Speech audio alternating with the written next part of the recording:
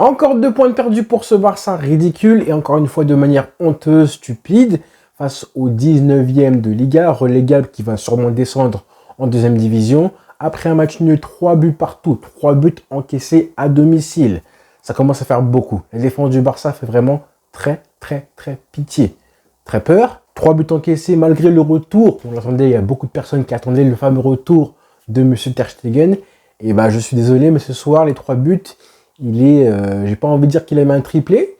Hein, Ter Stegen, c'est pas un trick, c'est peut-être un doublé, une passe décisive pour l'adversaire. Ouais, c'est un triplé. C'est un triplé Ter Stegen. Je pense qu'il est responsable sur les 3 buts. Même si le 3e but, la défense fait aussi pitié. Le Barça fait pitié. La défense du Barça a été très mauvaise ce soir. Ça commence à faire beaucoup. Et ça se sentait qu'à 2-1, à 2 partout ensuite, le match allait devenir un petit peu fou. J'avais vraiment peur, moi, de revivre encore une fois un match comme on l'a vécu récemment face à Villarreal, où le Barça a pris 5 buts en fin de match. Finalement, ça finit à 3 partout. J'ai envie de dire que heureusement, hein, parce qu'il y a même un moment, une action, une occasion en fin de match, je crois sur le but déjà, juste après le 3e but du Barça, il y a une occasion scandaleuse, encore une fois, de Grenade, avec un joueur qui se retrouve seul après un appel de balle tout simple, sur l'engagement en plus, hein, vraiment sur l'engagement. Donc là, et le joueur de Grenade, on marque ce but-là, on a failli reprendre un but avec un joueur qui se présente face à face avec Ter Stegen. Juste clownesque, juste grotesque, juste n'importe quoi. Encore une fois. Et après ça, il y a encore eu une occasion pour Grenade. Donc mine de rien, même si c'est rageant, j'ai envie de dire que c'est bien fait pour le Barça, bien fait pour les joueurs, bien fait pour Xavi aussi, parce qu'il y a des joueurs qui n'auraient même pas dû finir le match, honnêtement. Et malheureusement, ça fait 3 buts encaissés à domicile. Encore une fois, tu en as pris 5 récemment, tu en as pris 4 aussi face à Bilbao, 4 face au Real Madrid. La défense du Barça fait vraiment très peur, alors que c'est un match que tu dois gagner facilement, encore une fois. Qu'est-ce qui se passe? Quel est le point tournant? Vraiment le point où justement le match bascule. J'ai envie de dire que c'est encore une fois par un manque d'efficacité que tu te mets justement pas assez à l'abri et qu'ensuite tu commences à douter. C'est le moment où justement le Barça a ce contre magique en début du match. Il y a 1-0 pour le Barça dès la 15e minute. Encore une fois, grâce à Lamine Yamal et Cancelo, les deux joueurs différentiels, les deux meilleurs joueurs offensivement, les deux créateurs, hein, les deux joueurs qui arrivent à créer du football à partir de très peu, c'est grâce à eux. Hein, l'action, le 1-0. Ce but magnifique sur une passe de Cancelo, ce qui fait Cancelo à ne pas vouloir. Il aurait pu tenter l'extérieur du pied droit ou la passe du pied gauche. Non, d'abord, il fait le crochet, il lève la tête. Et comme il est intelligent, ce petit temps d'arrêt là, ce petit temps d'arrêt où tu as le sang-froid. Ça, c'est la marque des grands joueurs. Tu as le sang-froid nécessaire pour t'arrêter. Parce que tu sais que dans la surface de réparation, il faut être calme, il faut être lucide, un peu plus que quand tu es hors de la surface. Il arrive à avoir ce temps d'arrêt-là, ce petit temps d'arrêt-là pour justement regarder, trouver la solution et faire le geste parfait dans l'appel de balle, dans la course en plus. Là, c'est vraiment dans la course de Lamine Yamal, c'est parfait. 1-0. But du droit en plus, magnifique Lamine Yamal. Et là, tu te dis que enfin le Barça jouait bien en plus. On joue bien à ce moment-là, il y a du jeu. Je trouvais que le système, encore une fois, avec les 4 milieux de terrain, avec Pedri en faux ailier, ça fonctionnait très bien en début de match. C'est le Barça qu'on voulait voir. Pour une fois qu'on joue bien. Pour une fois qu'on joue bien. Et qu'on mène au score. J'ai envie de voir un Barça qui mène au score et qui met le deuxième but, puis qui déroule. Comme ça, mentalement, on capitalise de la confiance. Malheureusement, qu'est-ce qui se passe? Lewandowski. On a une action qui est magnifique. Un centre. Enfin, un centre. D'abord, c'est une passe longue de Lamine Yamal, mais avant ça, il fait un bon mouvement. Il réfléchit encore une fois. Il lève la tête.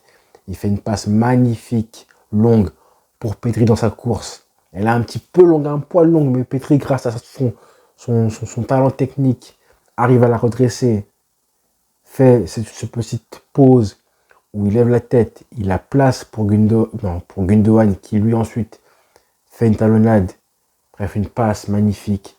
Et là, ça arrive dans les pieds de Lewandowski. Lui, justement, il n'a pas eu. On sent l'attaquant qui, justement, n'a pas sa tête bien en ordre pour l'instant, qui doute.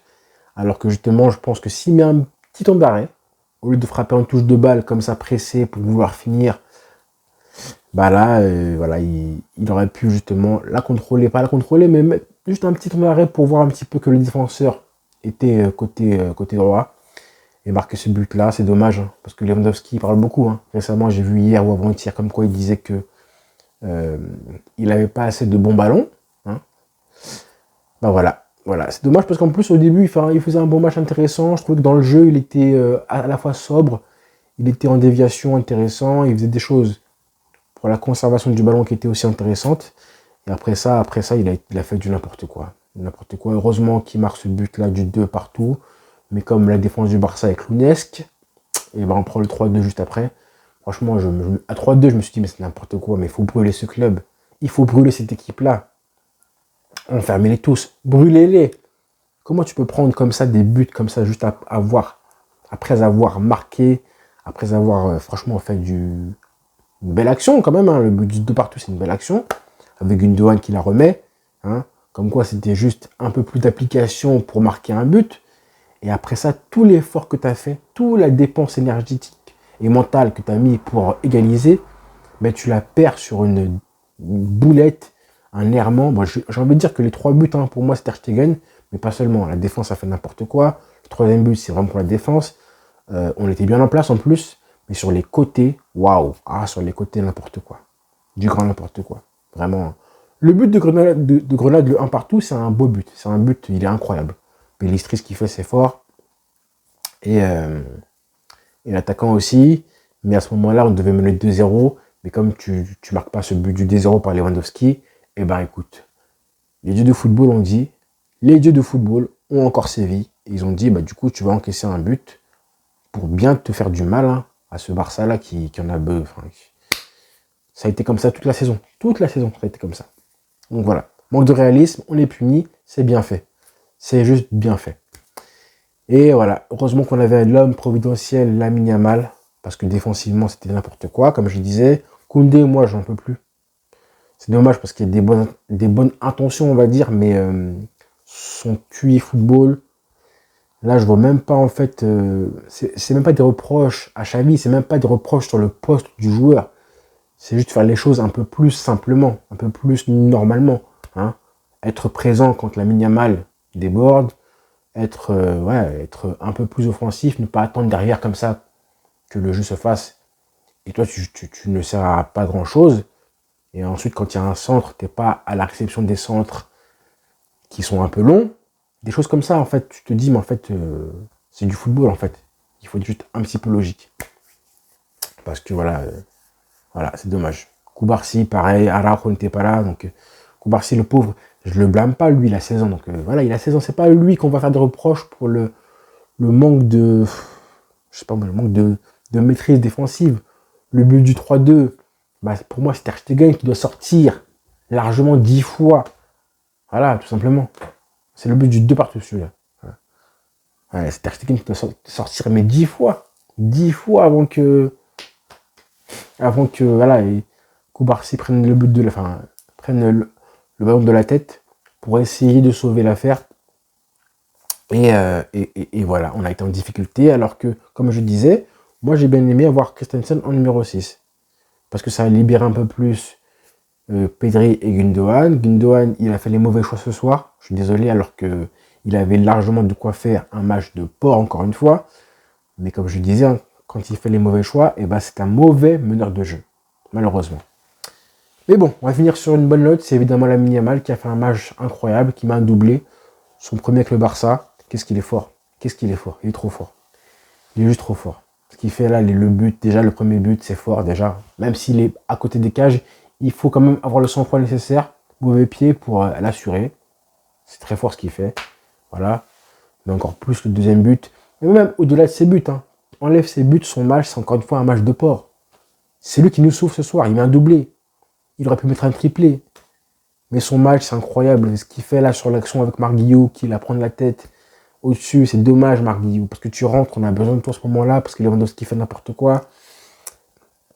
Et voilà, il fait le bon appel de balle en plus. Hein. Il fait le bon appel de balle, mais voilà, dans l'euphorie, je pense qu'il n'a pas le temps nécessaire pour la placer.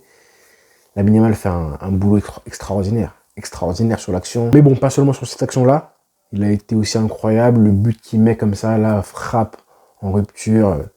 Premier poteau, c'est juste magnifique. Quel joueur. Quel joueur. Ses dribbles, sa justesse, ses passes comme ça, là, dans la profondeur, souvent, quand il est proche de la ligne, qu'il lance en diagonale un joueur, souvent c'était Gundogan, ou Koundé, souvent aussi, les matchs précédents.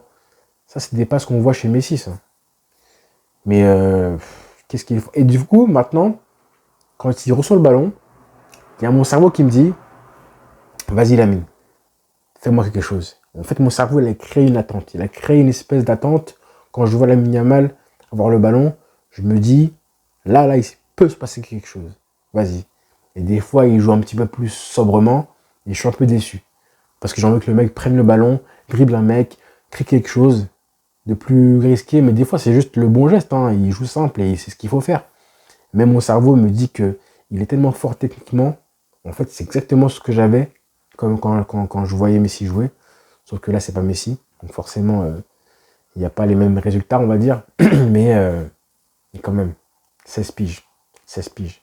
Et là, en plus, en face de lui, il avait un client. Il avait un client, j'ai oublié son nom, au latéral gauche de Grenade, qui était assez fort physiquement, mine de rien, qui était plus rapide que lui aussi, en vitesse, plus puissant. Et pourtant, il s'est quand même très bien débrouillé, Lamine Yamal. Merci pour son match, merci pour... T'es le seul, hein, t'es le seul. T'es le seul à être... Venez me dire après, moi, pour ceux qui espéraient que Lamine Yamal soit un peu plus couvé par le club, par Xavi, qui ne joue pas tous les matchs, il est trop fort, les frères. Il est juste trop fort. Voilà. Voilà les mecs, bonne soirée à tous. Et puis rendez-vous dans quelques minutes là pour le débriefing de la CAN de la Côte d'Ivoire parce que ça c'est plus joyeux.